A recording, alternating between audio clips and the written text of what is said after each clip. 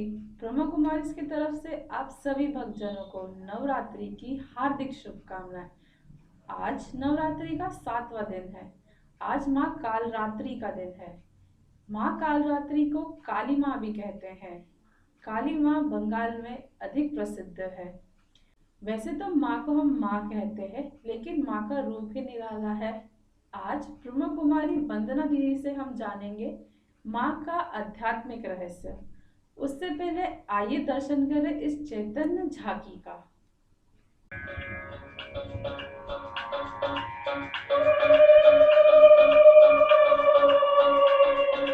कालों की और कालों की काल महाकाली भवानी माई कलकत्ता वाली। कालों की काल महाकाली भवानी माई कलकत्ता वाली। और कालों की काल महाकाली भवानी माई कलकत्ता वाली। कालों की काल महाकाली भवानी माई कलकत्ता वाली। अरे कलकत्ता वाली भवानी माई काली। कलकत्ता वाली भवानी माई काली। अरे कलकत्ता वाली भवानी माई काली। कलकत्ता वाली भवानी माई काली। अरे महिमा ये भैया महिमा तुम्हारी निराली। ओम शांति। आज के इस मंगल वेला पर सबसे पहले हम परम पिता परमात्मा शिव का आवाहन करते हैं और साथ साथ आप सभी श्रद्धालुओं को नवरात्रि की हार्दिक शुभकामनाएं और बधाइयाँ। आज नवरात्रि का 7वां दिन है और नवरात्रि का ये 7वां दिन माँ कालरात्रि को समर्पित है। जैसा कि हम सभी जानते हैं कि माँ कालरात्रि का जो रूप है वो बहुत ही भयानक दिखाया जाता है और विचित्र दिखाया जाता है। अन्य देवियों का जो स्वरूप है वह बहुत ही सुंदर और मनोरम आकर्षित दिखाया जाता है, परंतु माँ काली का रूप ऐसा नहीं है। माँ कालरात्रि का अर्थ है कलंकों को मिटाने वाली। जैसा कि हम सभी जानते हैं कि एक तरफ माँ काली का बहुत ही भयानक रूप दिखाते हैं, परंतु दूसरी तरफ उनका जो स्वरूप है बहुत ही शांत और शीतल दिखाया जाता है। माँ काली को कई अन्य नामों से भी जाना जाता है, जैसे कि काली, चामुंडा, कालरात्रि और भी कई अन्य नामों से। माँ कालरात्रि से कई जुड़ी हुई कहानियाँ भी बताई जाती हैं। सबसे पहले दिखाया गया कि माँ कालरात्रि ने धूम्रलोचन नाम के एक राक्षस का वध किया, जिसके कारण उनका नाम चंडी रखा गया। उसके बाद माँ कालरात्रि ने शुंभ और निशुंभ नामक 2 राक्षसों का वध किया। शुंभ का अर्थ होता है स्वयं पर संदेह करना और निशुंभ का अर्थ होता है दूसरों पर संदेह करना। तो माता ने इन सभी असुरों का विनाश किया। वास्तव में जब हम सबके अंदर ज्ञान आता है तो ज्ञान के द्वारा हम अपनी इन बुराइयों पर या दूसरों पर संदेह करने की जो भावना होती है वह हमारी खत्म हो जाती है। दूसरी कहानी में यह भी दिखाया जाता है कि रक्त बीज नाम का एक राक्षस था, जिसका रक्त धरती पर गिरते ही अनेकों रक्त बीज पैदा हो जाते थे। तो माँ कालरात्रि ने उस रक्त बीज को मारकर उसका खून धरती पर गिरने से पहले ही उसे अपने मुंह में समा लिया और उसका वध कर दिया। इसका आध्यात्मिक रूप से यदि हम अर्थ देखें तो इसका अर्थ है रक्त बीज, यानी जिससे अनेक राक्षस पैदा हो जाते थे। तो इस समय हमारे अंदर अगर एक भी बुराई आती है तो वो अनेक बुराइयों को जन्म दे देती है। तो माँ काली ने उन सभी को अपने मुख में समाकर उसके बीज को भी खत्म कर दिया। तो पर हम भी परमात्मा के ज्ञान के द्वारा अपनी हर बुराई को उनके वंश और अंश दोनों के साथ खत्म करते हैं। इस कारण माता को रक्तदंता भी कहा जाता है। दूसरी कहानी में यह भी दिखाया गया है कि एक बार माँ पार्वती का रंग किसी वजह से काला हो गया था और इस कारण उन्हें शिव जी काली या श्यामा कह करके बुलाते थे। इसके कारण वह बहुत चिड़चिड़ी और चिढ़ने लगी और इस कारण वह कैलाश पर्वत छोड़ करके चली गई। उन्होंने ब्रह्मा जी की बहुत तपस्या की।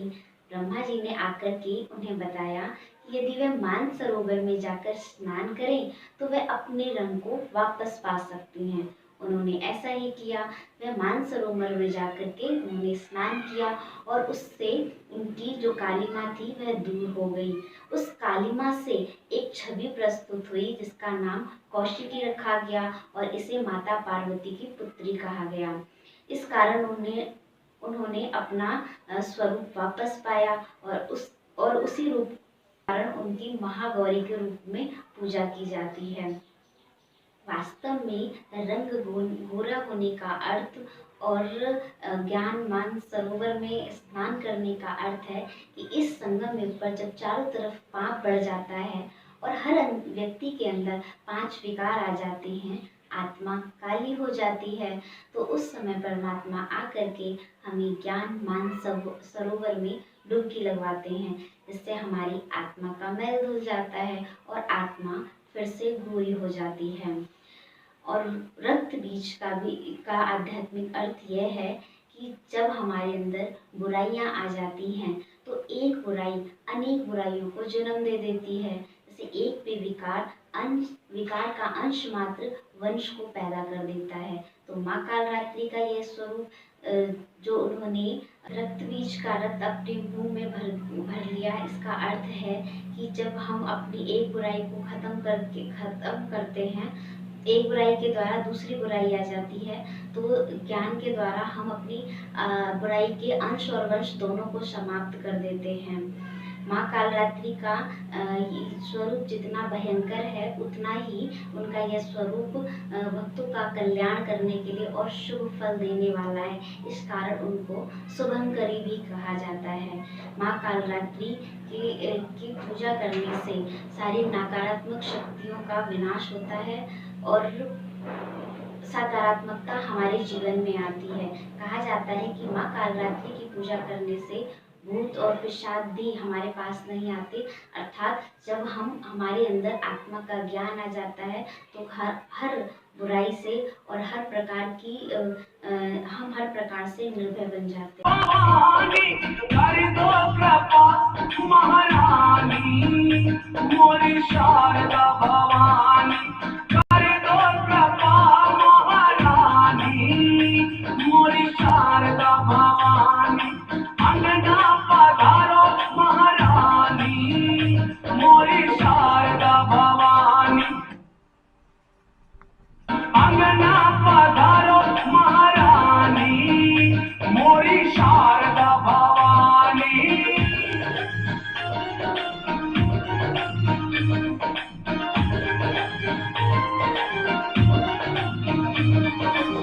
ऊंची पहाड़ियों पे मंदिर बनो है, ऊंची पहाड़ियों पे मंदिर बनो है, मंदिर में मैया के आसन लगो है, मंदिर में मैया के आसन।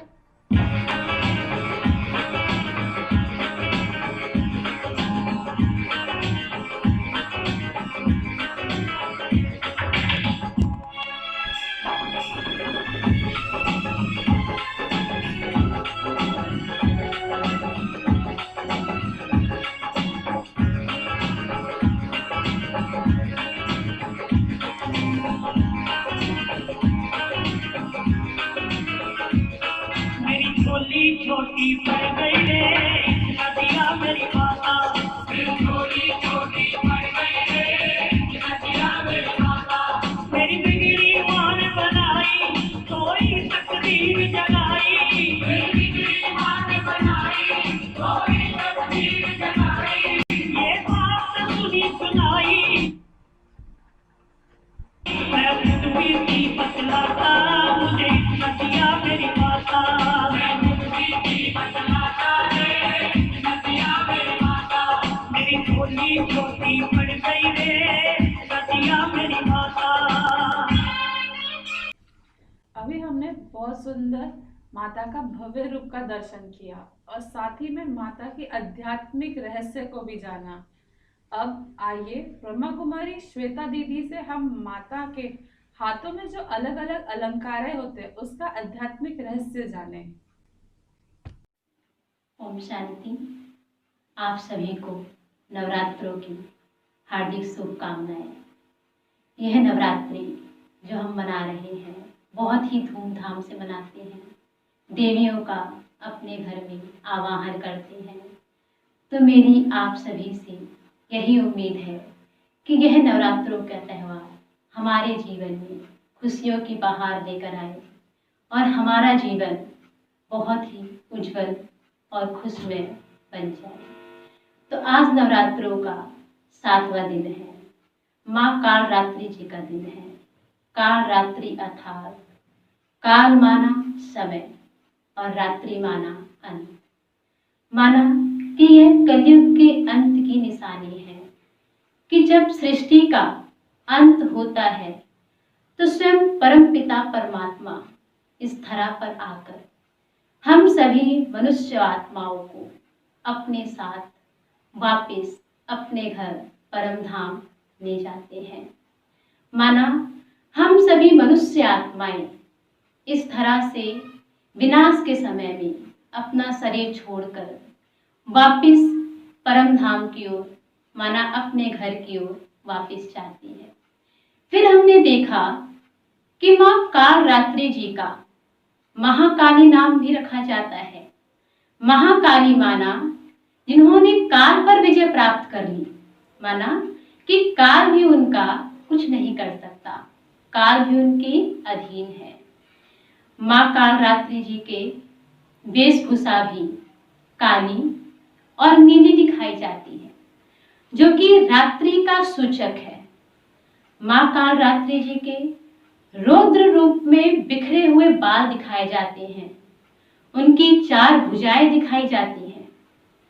तो रौद्र रूप में बिखरे हुए जो बाल दिखाए जाते हैं उसका अर्थ है कि जब इस सृष्टि पर असुरों का अत्याचार हद से ज्यादा बढ़ गया तो माँ काली ने यह दृढ़ संकल्प किया। रौद्र माना कि दृढ़ता का प्रतीक। माँ काली ने यह दृढ़ संकल्प किया कि अब इन असुरों का संहार करना है। तब माँ काली जी के बाल रौद्र रूप में बिखरे हुए दिखाए जाते हैं। फिर हमने देखा कि माँ काली जी के 4 हाथ दिखाए, चारों हाथ में कोई ना कोई अलंकार दिखाया। दाएं तरफ के दोनों हाथ, एक हाथ वर मुद्रा में और दूसरा हाथ अभय मुद्रा में। माना कि जब माँ अपने बच्चों के प्रति ममतामयी करुणामयी होती है तो उन्हें वरदान देते हुए दिखाया जाता है। और माँ का दूसरा हाथ अभय मुद्रा, माना जिसे भय का भी कोई डर नहीं है, जिसने भय पर भी विजय प्राप्त कर ली है, इसलिए उन्हें अभय मुद्रा के रूप में दिखाया जाता है। माँ काली के तीसरे हाथ में खड्ग और चौथे हाथ में वज्र दिखाया जाता है।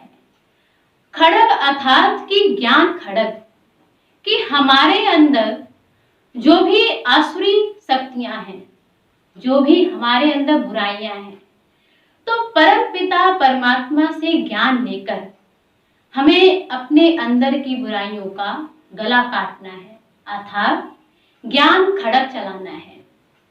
वज्र माना, वज्र अर्थात बिजली, माना प्रकाश, कि जब हमारे जीवन से रात्रि समाप्त होती है और हमारे जीवन में एक नया सवेरा आता है।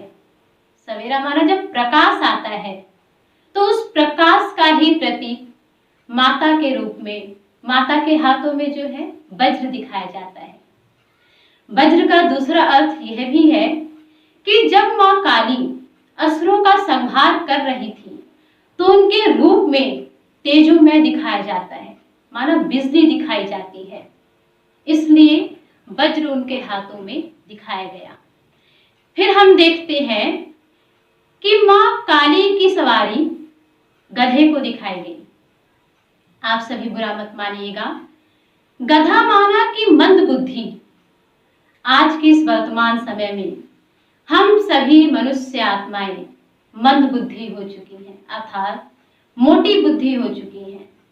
नकारात्मक परिस्थितियों के बोझ तले हैं, आसुरी वृत्तियों के बोझ तले, या फिर हम ये कहें कि हमारे जीवन में आने वाली बहुत सी ऐसी नकारात्मक परिस्थितियां जिनके बोझ तले हम इतने दब गए हैं कि हमें क्या करना है हमें कुछ भी समझ में नहीं आता है। तो जब हम अपने मन बुद्धि पर ज्ञान के आधार पर विजय प्राप्त कर लेते हैं तो उसी का रूप माँ काली की सवारी गधे को दिखाई जाती है। फिर दिखाया गया कि माँ काली को निर्वस्त्र दिखाया जाता है कि जब वो युद्ध पर जा रही थी तो उन्हें निर्वस्त्र दिखाया गया। निर्वस्त्र अर्थात कि परम पिता परमात्मा ने इस सृष्टि पर आकर हम सभी मनुष्य आत्माओं को यह ज्ञान दिया कि जब हम अपने इस देह रूपी अभिमान से ऊपर हो जाते हैं, अर्थात जब आत्मिक स्थिति में स्थित हो जाते हैं, तब हमारे जीवन में जो भी युद्ध चल रहा होता है तो उन युद्ध पे विजय प्राप्त करने के लिए हम सभी दैवी शक्तियों का, सभी परमात्म शक्तियों का भरपूर प्रयोग कर पाते हैं। लेकिन कब? जब हम इस देह के भान से ऊपर होते हैं, आत्मिक स्थिति में स्थित होते हैं, जिसका रूप माँ काली को निर्वस्त्र दिखाया जाता है। हमने साथ ही साथ यह भी देखा कि माँ काली के गले में नरमुंडों की माला दिखाई जाती है। नरमुंडों की माला अर्थात अहंकार का प्रतीक, जैसा कि हमने सुना भी है कि माँ काली के ऊपर बकरे की बलि चढ़ाई जाती है। अब आप लोग जरा सोचिए कि एक साधारण माँ भी अपने बच्चे के प्रति, एक जानवर के बच्चे के प्रति भी कठोर नहीं हो पाती है। उसका ममतामयी स्वरूप दिखाया गया है। तो वो माँ जो जगत की देवी है, जो विश्व देवी है, जो करुणामयी है, क्या वो माँ किसी बकरे की बलि मांगेगी? क्या वो माँ अपने ऊपर बकरे का रक्त चढ़वाएगी? बिल्कुल नहीं। इसका आध्यात्मिक रहस्य यही है कि परमात्मा ने हमें यह ज्ञान दिया कि हमारे अंदर जो भी अहंकार वश होकर हम कोई भी कार्य करते हैं और उस कार्य के क्रेडिट को लेने के लिए हम मैंपन में आ जाते हैं कि मैंने ये काम किया, मैंने वो काम किया। जब इस मैंपन में आ जाते हैं तो हम अपने सामने कुछ भी नहीं देखते हैं और हम हमारे ऊपर अहंकार का अधिकार बहुत ही उग्र रूप में हो जाता है। इसलिए माँ काली ने अहंकार की बलि मांगी, उन्होंने किसी बकरे की बलि नहीं मांगी। हमें अपने अंदर के मैंपन का विनाश करना है, अर्थात अपने अहंकार को खत्म करना है, अपने अहंकार की बलि चढ़ानी है। फिर हम ही साथ देखा कि माँ काली जी के चरणों में शंकर जी को लेटा हुआ दिखाया और माँ काली जी की जीभ बाहर की ओर निकली हुई दिखाई है। जीभ का अर्थ है कि पश्चाताप की निशानी, कि जब हमारे जीवन में हमसे कोई भी ऐसा कर्म हो जाता है, कोई भी गलत कर्म हो जाता है और जब हमें उसका एहसास होता है तो हमें पश्चाताप होता है, अर्थात हमारी जीभ बाहर आ जाती है। यह एक पश्चाताप की निशानी है। माना कि जब परम पिता परमात्मा की श्रीमत का उल्लंघन करके, परमात्मा की श्रीमत को कदम तले दबाकर जब हम कोई भी कर्म करते हैं, जब हम उससे आगे बढ़ जाते हैं, तब परमात्मा हमें यह एहसास कराते हैं कि आप तो जगत अम्बा हो, आप विश्व की देवी हो, आप विश्व की माँ हो और आप कैसे कर्म कर रहे हो। तब वह हमारे स्वमान को जागृत कराते हैं और तब हमें एहसास होता है कि हम जो विचार या जो भी कर्म हम नकारात्मक कर रहे थे वो गलत था। और इसका एहसास होते हुए हमारी जीभ फिर, माना माँ काली की जीभ फिर बाहर दिखाते हैं, माना पश्चाताप की निशानी। तो आज के दिन हम यही देखेंगे कि माँ कालरात्रि के इस स्वरूप से हम यही प्रेरणा लेंगे कि आज के दिन हम यह संकल्प करें कि परमात्मा शिव से राजयोग के द्वारा सभी दैवी शक्तियों को अपने अंदर धारण करके अपने अंदर के असुरों का संहार करके और साथ ही साथ जीवन में आने वाली सभी नकारात्मक परिस्थितियों का सामना करेंगे। हमें माँ कालरात्रि जी का यह स्वरूप यही प्रेरणा देता है। ओम शांति।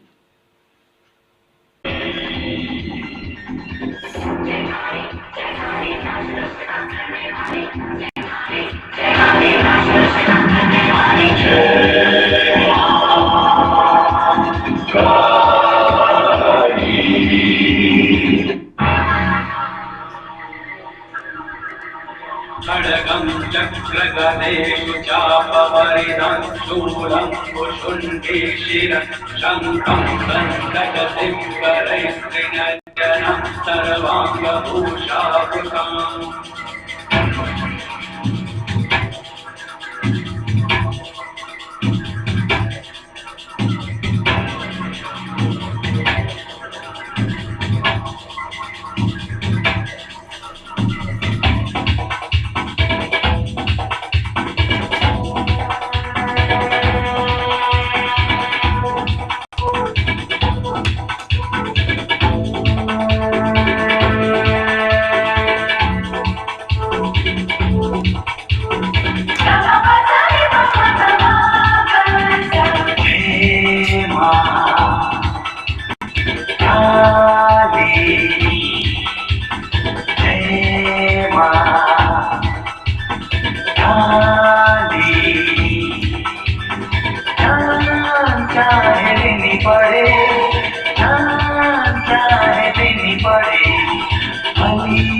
हम चढ़ाएंगे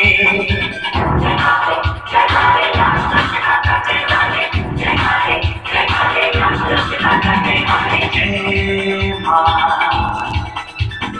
काली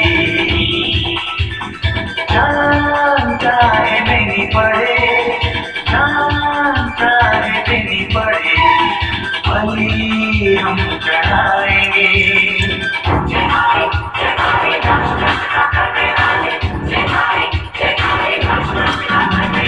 जय माँ